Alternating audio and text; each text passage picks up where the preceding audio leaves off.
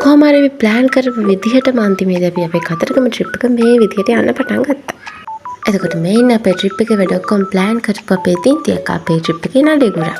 එතකොට මේ ඉන්න අපේ ට්‍රිප් එකට එකතු වෙන පුංචිම සමාජික අපේ රියන් බබා යාගේ තාත්තා රසිත් අයියයි.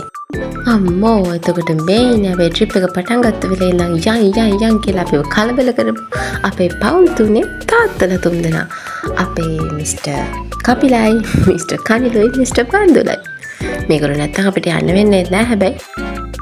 එතකොට මේ ඉන්නේ අපේ ට්‍රිප් එකේ ඕන දෙයකට ඔට්ටු අපිව හැමතිස්සෙම වීලක් කරලා hina ගස්සන අපේ දිනුකරන්ද. එතකොට මේ ඉන්නේ අපේ ට්‍රිප් එක ගියපගේ ඉවසීම වැඩිම කෙනා අපේ මානෙලන්ද අපේ නර්ස් නෝන. එතකොට මේ හැම වෙලේම මොන හරි කමුද කියලා අහන අපේ අම්මා.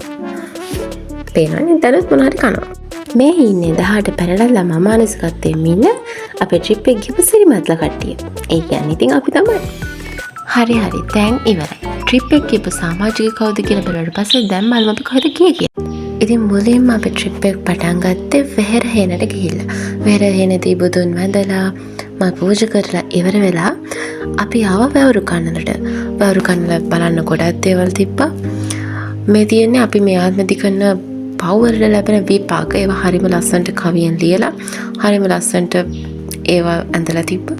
ඒවා බලලා ඊට පස්සේ මියුසියම් එකක් තිබ්බා එකේ ඒකේ තිබ්බ ගොඩක් දේවල් දැනගත්තා. එතන ගයිඩ් කෙනෙක් කියා දුන්නා. ඉතින් මේ දේනේ ෂොට් ටිකක් එවලි ගත්තා. ඉතින් වැවරු කන ඒ දේවලුත් බලලා ඊට පස්සේ අපිට යන්න තිබ්බේ හුම්මානෙට.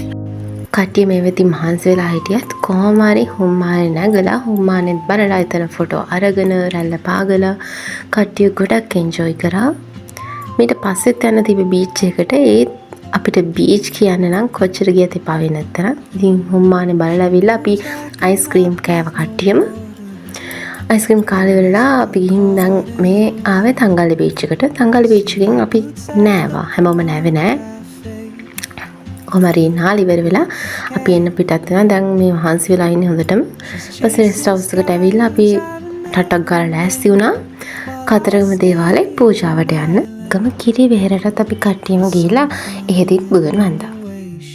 ඊට පස්සේ දවසේ උදේම අපි ගියේ සෙල්ල කතරගම. ඉතින් මේ පේන ඕගොල්ලන්ට අපේ ඩ්‍රයිවර් මහත්තයා අපි ඔක්කොම පරිස්සම එක්කන් ගියා. යන අතරමඟදී අපේ දියපැරළිය මල්ල හම්බුණා. ඒ හරිම ලස්සනයි.